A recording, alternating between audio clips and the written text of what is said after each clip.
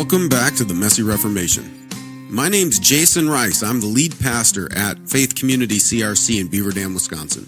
My co-host is Willie Cronky. He's a member at Pease CRC in Pease, Minnesota. We're just a couple of guys who love the Christian Reformed Church and want to see Reformation happen in our denomination. But we realize that whenever Reformation happens in the history of the church, things get messy. And as we prepare for Synod 2024, things continue to get messy. So we're taking the opportunity to have conversations with pastors throughout the Christian Reformed Church to find out what's going on in our denomination, but also to talk about what Reformation might look like. If you haven't already, take a moment, click subscribe so you don't miss any of our upcoming content. We're dropping episodes every single Sunday evening. It's also important for you to know that you are our marketing plan. We rely on you to spread the word about what we're doing at the Messy Reformation. We rely on you to share our content. We also rely on you to give us 5-star reviews and provide good feedback for this podcast so that the algorithms put out our content further into the world. You are our marketing plan, and we believe we've placed our marketing in good hands. You can also support us financially on Patreon or Substack. All of the money raised is used to further the mission and the platform of the Messy Reformation. With all that said, we're going to get to this week's episode where I share the opening session of the 2024 Messy Reformation Conference.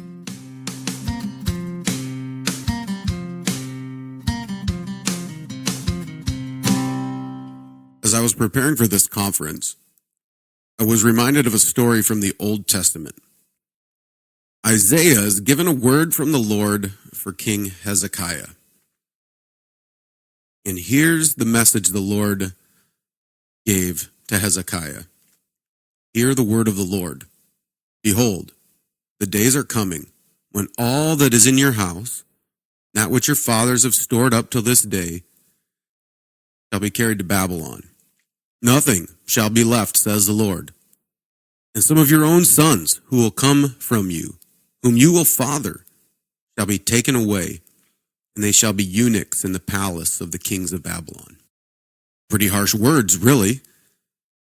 Nothing will be left, says the Lord. Nothing. Everything is going to be carried away to a foreign land, and even Hezekiah's sons will be eunuchs for the king of Babylon.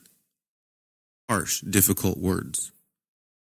And the question is, how did King Hezekiah respond to those words? Well, here's his response.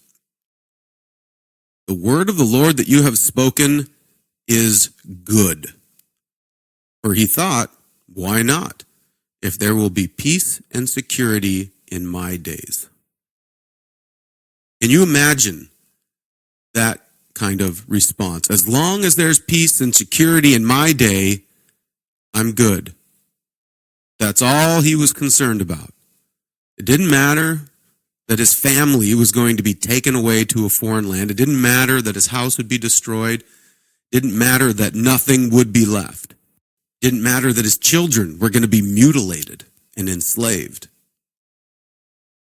As long as there was peace and security in his day, he was good. This is not courageous leadership. Courageous leadership is not satisfied with peace and security in our day. Courageous leadership is willing to fight in our day so that there will be peace and security maybe someday in the future. It's really one of the problems that I think we're seeing throughout the Christian Reformed Church today. Many people are acting as if they're Hezekiah. As long as there's peace and security in our denomination right now, we're good. Doesn't matter if things are going to be destroyed for the next generation. Doesn't matter if there's going to be nothing left for our children. All we want now is peace and security. It's not courageous leadership. I would even be so bold as to say it's a dereliction of duty.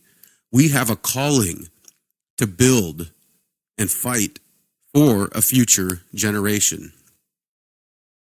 And what's even sadder to me is that there is no peace and security in our denomination. We have people crying out, peace, peace, when there's no peace. And I actually think it's because of their short-sighted vision, they're seeking peace all of the time, that we actually ultimately have no peace. We see that there's clear divisions in our denomination. There's clear doctrinal differences. There's clear strategic differences. I mean, ultimately, there's a different vision of what the denomination is. We've talked about this many times on the podcast over the last number of years, that we don't know who we are as a denomination. And really, the fight going on right now in the CRC is for our identity. But the reality is, there is no peace. And it's one of the reasons why we think it's so important to talk about courageous leadership right now. I think we've gotten into this position as a denomination because we've lacked courageous leadership throughout the denomination. And I'm not just talking about courageous leadership from denominational employees. I'm also talking about courageous leadership from the pulpit. I've encountered many pastors throughout the CRC who regularly are preaching from a place of fear. They're worried about what people might say. They're always trying to soften what they say. They're always trying to nuance everything they say. They're afraid of what's going to happen if they preach the Word of God clearly. And because the pastors in our churches have lacked courage, the leadership of the denomination has also lacked courage. And when courage is lacking in leadership, things are always going to slide into disarray and disorder. I'm convinced that the only solution to the current situation in the CRC is to see courageous leaders rise up. There can be no reformation without courageous leadership.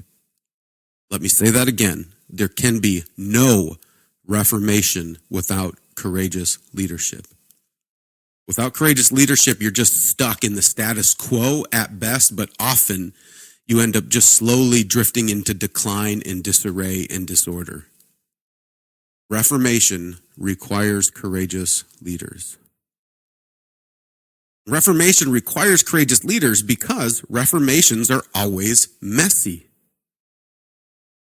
And there's two aspects to these messy reformations. On the one hand, there's turmoil and strife and fighting and name-calling and political maneuvering and threats.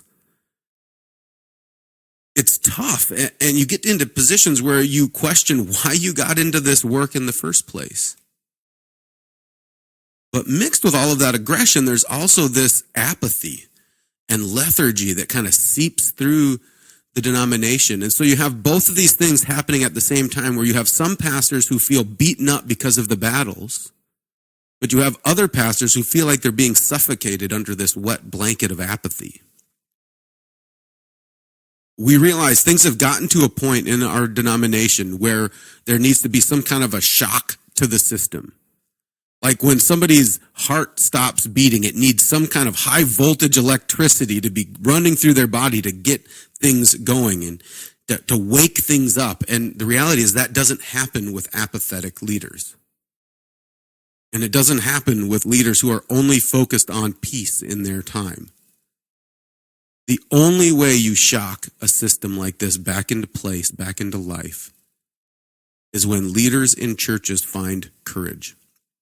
And they begin to lead with courage in their church, in their classes, and throughout the denomination. Now, I've read and studied a lot about the various Reformation movements throughout the history of the church, even the most recent one, the conservative resurgence in the Southern Baptist Convention. And they talk about how tough it was in that denomination at the time, in the denomination, the college, even the seminary. The only way that Reformation was going to happen in the Southern Baptist Convention was for courageous leaders to rise up and get to work. I've heard Al Mohler talk about some of the things that were going on and the pain he experienced and the attacks that he experienced while leading Reformation in the seminary. And if I remember rightly, he had constant protests on the campus. He had sit-ins in the administrative offices. They had people holding candlelight vigils outside of his house all night long. And in one of his interviews, he said this: "It was indeed a very difficult time. The controversy and the conflict were, in human terms, almost unbearable. But it was clear to those who love biblical truth that it would be far better for the institution to die than for it to continue in the direction that it had been headed for several decades. Those of us who undertook this task understood it was a great risk, but we also understood that it simply had to be done. Now, don't miss the point that Al Mohler made at the beginning. He said that the conflict and the controversy were almost unbearable, but it had to be done because they loved biblical truth. This is courageous leadership, being willing to enter into that controversy and conflict that is unbearable. I want to share some of the insights that from Al Mohler on what it took for Reformation to happen in the Southern Baptist Convention. I want to preface all of this by saying everything I'm about to say assumes the sovereignty and the providence of God.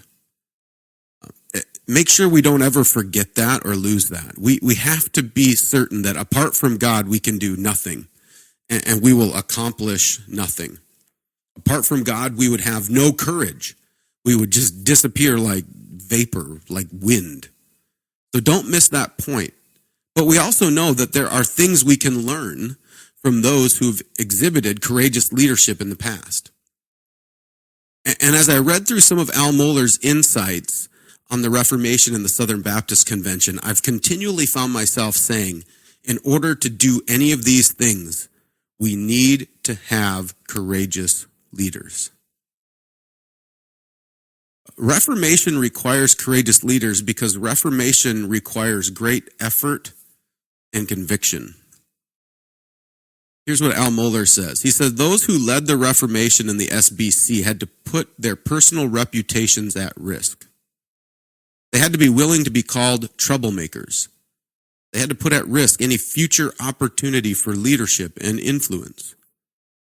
Such a reformation requires massive conviction because those who lead it have to say over and over again, this is false teaching that must be removed. I'm able to share these lessons because men and women a generation before me were willing to put everything they had at stake to recover our churches and denomination. This requires courage. It requires courage to continually risk your reputation. It requires courage to continually be called a troublemaker or someone who has waged a holy war on the progressives. It requires courage to sacrifice any potential future in the denominational offices because you're not going to waffle on important issues.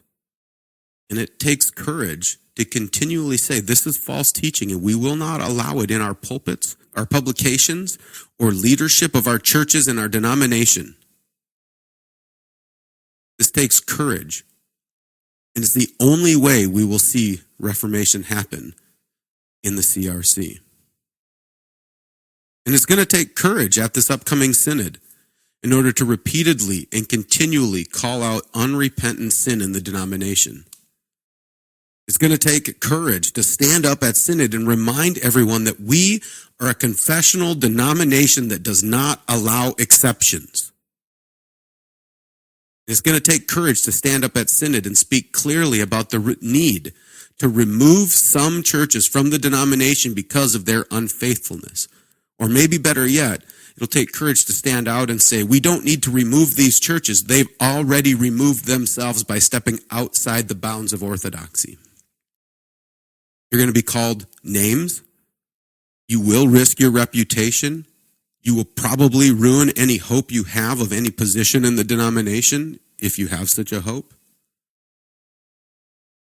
But if you do not do the courageous thing, the denomination will fall apart and disappear anyway. And just a brief note, notice the last line of Al Mohler's quote. He said this, I'm able to share these lessons because men and women a generation before me were willing to put everything they had at stake to recover our churches and denomination. Notice how different that sounds from Hezekiah at the beginning, or from Better Together, or from many other leaders in the CRC. Al Mohler said, It was because of courageous men and women who fought for the SBC that it's still around. They didn't sit back and hope for peace and security in their day, but they fought for the future of the churches, the future of the denomination, and for future generations. They selflessly gave themselves for the future, and that's courageous leadership. Reformation requires courageous leaders because Reformation requires great effort and conviction. Reformation requires courageous leaders because Reformation is always costly. And I know I don't have to tell many of you this truth, but I'm going to remind you of it. Here's what Al Mohler says. This kind of theological controversy uses up enormous energy. It takes a long time. It's not just going to one meeting and casting one vote. It's showing up at every meeting for every vote. It requires men going to preach in other churches and having endless conversations about their hopes and fears for the denomination. And it was costly in terms of relationships. The deepest scars borne by most are certain relationships totally lost. Many of those who were my closest friends in seminary were on the other side of this theological battle. These issues are so deep and so important that several of the relationships were forever broken. And at the human level, that's very difficult. Right? You know this if you've been in this battle. I know many people who are weary of the battle and weary of the fight. We're tired of having to show up for every synod. We're tired of having to gear up for every synod or every classis meeting, getting ready for battle. We're tired of talking about strategy. We're tired of fighting. We're tired of being called names. We're just tired. We're exhausted. But that's why courage is needed. And I want to make sure we understand that this applies at the local level as well. Working toward Reformation in a local congregation is also costly and exhausting. You're going to sacrifice many relationships while pursuing Reformation in a congregation. There's going to be periods of time when it seems like everyone is angry at you, or periods of time where nobody seems to care about anything, which is just as exhausting or even more exhausting at times. At times, it will feel like leading Reformation in your local church is slowly sucking the life out of you, and it's going to take a long time. Again, that's why it requires courage. And I don't believe that courage has this endless supply of energy, but courage refuses to quit and is willing to pay the price. I imagine the picture of a soldier in a battle who's fighting so hard and so long that they feel like they have nothing left to give, but they can't quit. Because if they quit, they're going to die and their families are going to die. So they do not quit. They keep on fighting. There's pictures of soldiers, you can't even get the sword out of their hand because they've been fighting so hard and so long and gripping the sword with all their might that you can't get the sword out of their hand. This is what we're talking about. This is courageous leadership. You do not quit. And that's why Mohler says the cost of giving up our churches and our denomination to liberalism is an infinitely greater one. It's handing over our churches to unbelief in successive generations to hearing no gospel. You must be willing to count the cost and pay the cost. Reformation requires courageous leaders because Reformation is always costly, but it's always worth it. Reformation also requires courageous leadership because Reformation requires inspiring and empowering the middle. We know this in the Christian Reformed Church. Here's what Al Mohler has to say about the middle. The greatest enemies of the Reformation aren't the most liberal, nor the most heretical. The greatest opposition to Reformation comes from the middle, those who don't want to take a definite position, who want to preserve denominational peace, and who do not want to pay the cost. In the SBC, this was the key question. Who would actually persist until the vote? Throughout the entire 20th century, those who primarily sought to preserve peace had won almost every major battle. We know this in the CRC as well. There's this strong pull toward the middle in every denomination, right? The strong pull toward better together. Strong pull toward peace when there's no peace. Even a strong pull to, well, at least there will be peace and security in my day. There are so many people who are not willing to pay the price for denominational health and reformation. It's why courage is needed.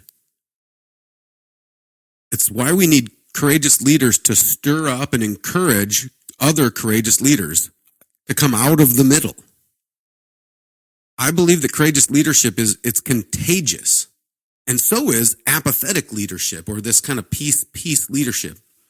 Leadership by nature is courageous. And so what we need is courageous leaders who are willing to lead the charge into battle, but to do that in such a way that it inspires other people to say, yeah, I want to fight with him or her. I'm going to be willing to lay down my life in this battle just like they are. As I was saying that, I was thinking of this scene from The Hobbit. It's from the movie. It's in the book as well, but I'm picturing the movie in my head where the hobbits are kind of pushed onto an edge by these warg riding orcs, and they're climbing up trees trying to get away, and they're afraid and they're fearful, and it seems like they have no place to go. They're being attacked repeatedly. They cannot win. And in the midst of that, Thorin steps forward and enters into battle. And he knows he's not going to win in that moment. He cannot win. But he also knows he's not going to sit back and be destroyed. And so he courageously enters into this seemingly hopeless battle. And what happens? He stirs up little old Bilbo. Little old peace, Bilbo. And Bilbo goes entering into battle and goes in to protect him. And then what happens? It stirs up courage in the rest of the hobbits, and they go out and they fight. This is what we're talking about. Courage begets courage. And courage will help strengthen and stiffen the middle to do what needs to be done and to pay the cost that's required for a future denomination, for a healthy denomination. And thankfully, the SBC saw this happen. Here's what Al Mohler says. He says by the late 1970s, it was clear that grassroots Southern Baptists were no longer willing to maintain the peace. The greatest heroes and heroines of the SBC Reformation are insurance salesmen and public school teachers and others who came to our conventions and gave up days of work and family vacations to vote for conservative candidates who would preserve the truth. John Shelton Reed, an Anglican historian, once came to speak at Southern Seminary about the Reformation in the SBC. He observed that, to an outsider, it looked like a pitchfork rebellion. It wasn't elites making the decisions, it was peasants with pitchforks who made the difference. And by God's grace, this is what we're seeing in the CRC, and I love it. I love the imagery of a pitchfork rebellion of peasants rising up and saying, here we stand, we will not go further down this road. We will take back our denomination. It's been one of the goals of the messy Reformation to help rise up this grassroots movement, this pitchfork rebellion in the CRC. But that all comes when courageous leaders come out and begin to lead and stir up and encourage others to join in. Reformation requires courageous leadership because Reformation requires inspiring and empowering the middle. I want to wrap up by reminding us of a couple of things that courage is not. Courage is not about being arrogant or proud or pretending like you have all the answers or are always knowing what to do in every situation. That's not courage. Actually, true courage requires humility and faith. Courage is about being willing to step into really difficult situations where you know you're way outside of your ability, way outside your comfort zone, but stepping into them because you trust your God in the middle of it all. That's courage. It requires faith, it requires humility. Courage is speaking up in a council meeting or speaking up on the synod floor when you feel God nudging you to speak. Even though you're not quite sure what's going to come out of your mouth, you step forward and you speak, trusting that God will give you what to say in the moment. You cannot have real, true courage without faith in our God. That kind of courage, this courage that comes from faith and humility, that's the kind of courage that will inspire courage in other believers. And it's a courage that counts the cost and is willing to lay down our life by faith. That kind of courage will expend great amounts of energy and conviction in the fight. We also know courage is not about being unafraid. And many people know this. Many people have said over the years that courage is not the absence of fear, but the willingness to do the thing that you do fear. And there's truth to that, but I want to change it a little bit because I think courage is actually about fearing the right things in the right place. In the fight for Reformation in our congregations or our classes in our denomination, there's going to be plenty of opportunity to fear how things are going to turn out, how votes are going to go, what people are going to think of us. But if we truly want to exhibit courage, we must fear God above everything else. It's only when we fear God more than we fear men, fear God more than we fear the future, fear God more than we fear even the destruction of a denomination. It's only when we fear God more that we'll exhibit the right kind of courage, the kind of courage that's needed for Reformation. And that's why we keep on fighting this fight. That's why we keep having these conversations. That's why we keep showing up to synod. That's why we keep going in this Reformation. That's why we keep on suffering. That's why we keep on fighting. Keep on pounding away at this. We do it because we fear God more than we fear men. We do it not because we want to hear praise and admiration from those around us, but rather we want to hear from our God, "Well done, good and faithful servant. You've been faithful over a little. I'll set you over much. Enter into the joy of your master." Fear God more than man and courageously enter into this Reformation for God's glory and for his kingdom. That's all we have for this week. If you want to help us out and support the Messy Reformation, another thing you can do is sign up for our newsletter through Substack. That way, you'll get episodes and summaries sent directly to your email inbox. It will also give us the opportunity to communicate with our audience, which is one of the biggest struggles of a podcast. So head over to the Messy Reformation on Substack and sign up for our newsletter. But until then, don't forget this is Christ's church, and he bought it with his blood. And we've been warned that wolves will come in trying to destroy the flock.